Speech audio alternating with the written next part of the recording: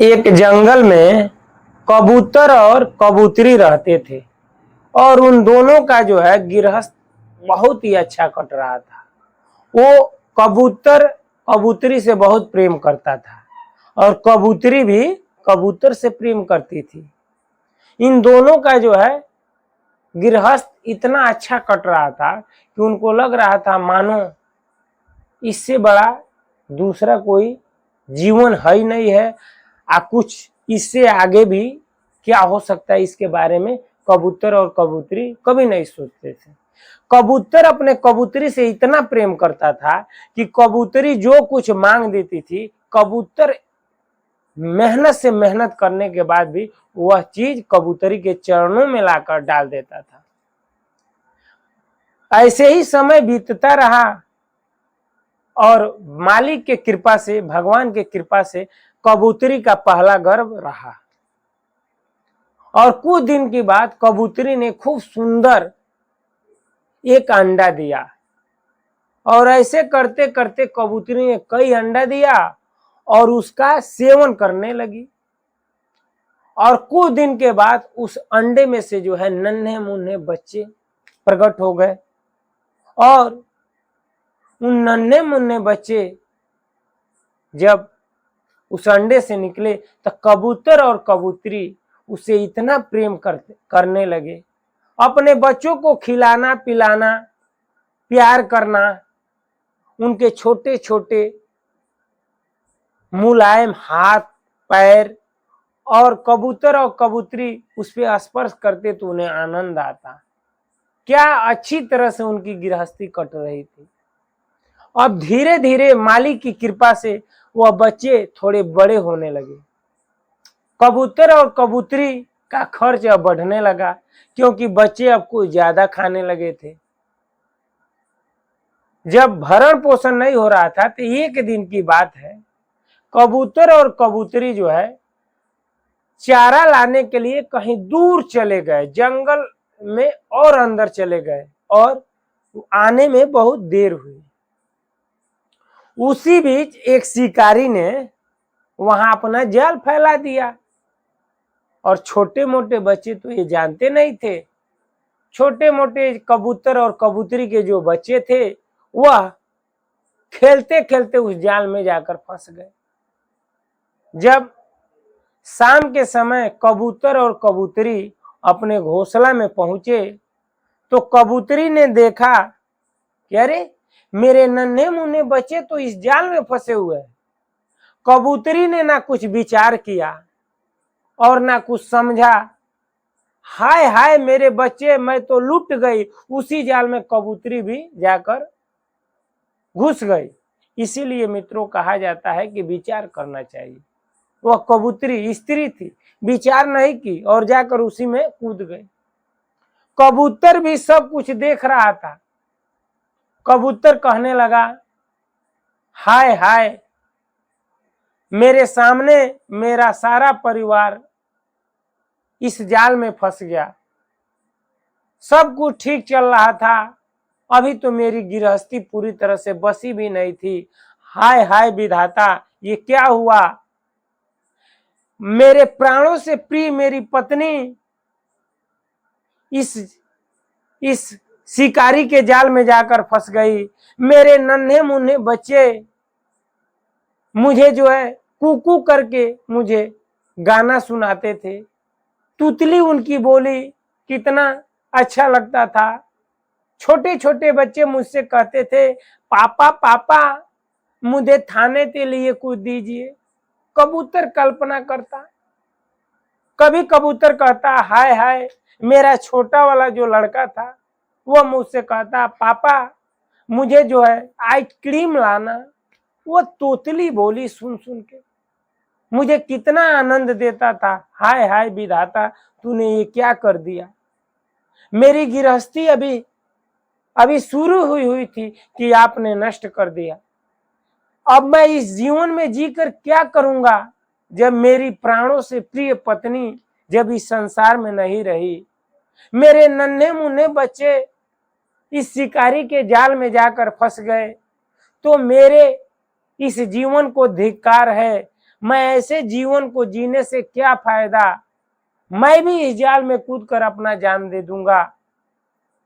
क्योंकि बिना पत्नी के, बिना बच्चे के इस जगत में रहना, इस संसार में रहना ठीक नहीं है। ये मूर्ख कबूतर, सुखदेव जी कहते हैं परीक्षित, यह मूर्ख कबूतर ये देख रहा था सामने कि मेरे नन्हे मुन्ने बच्चे इस जाल में फंसे हुए हैं और मौत के द्वार पे जाकर खड़े हैं और मेरी पत्नी भी चली गई, लेकिन फिर भी विचार नहीं किया। ये भी ना विचार किया और ना कुछ सोचा न समझा, ये भी जाकर उस जाल में जाकर कूद गया। जब जाकर जाल में कूद गया तो शिकारी दूर से सब देख रहा था। शिकारी ने कहा कि चलो आज तो मैं माला माल हो गया, 8-10 कबूतर के बच्चे और एक कबूतर और एक कबूतरी, आज तो अपना खाने के लिए एक दिन का नहीं कई दिनों का हो गया। और वह शिकारी जाल को उठाया और जो है लेकर चल दिया।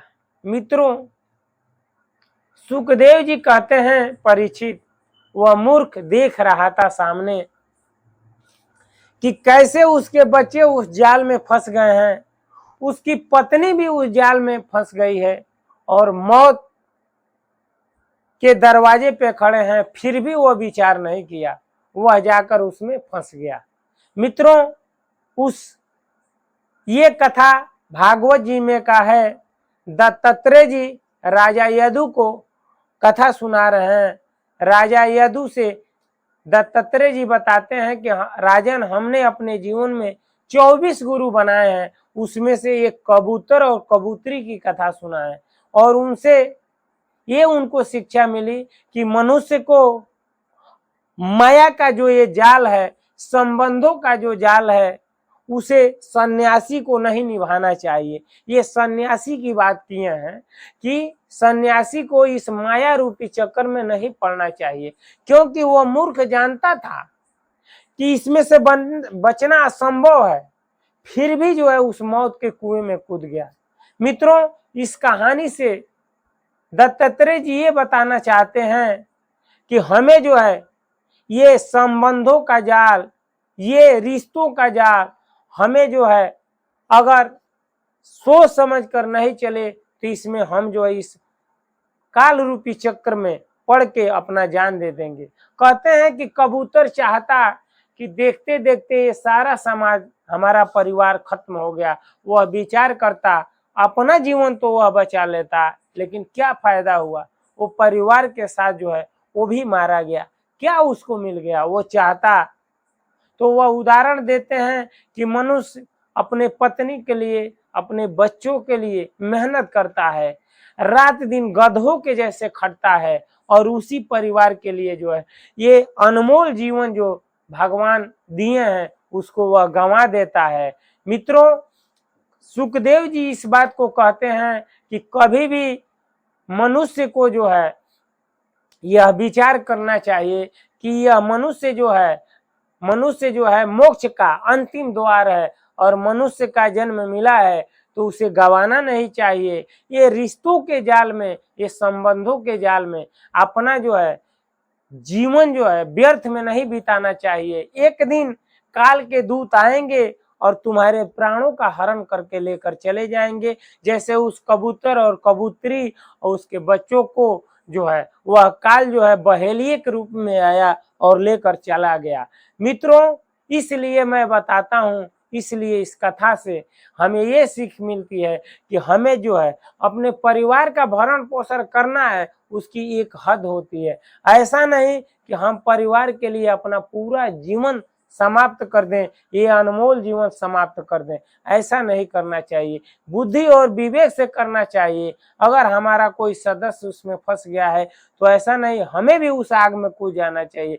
हमें विचार करना चाहिए दूर से कि हम उस जो है कुंड से कैसे निकलें, उस जाल से कैसे निकलें। ये बुद्धिमानी नहीं हुई ये बुद्धिमत्ता नहीं है कि आप भी उस जाल में कूद जाइए तो आप उससे निकल जाएंगे। उससे तो नुकसान ये होगा कि उसके साथ साथ आप भी मारे जाएंगे।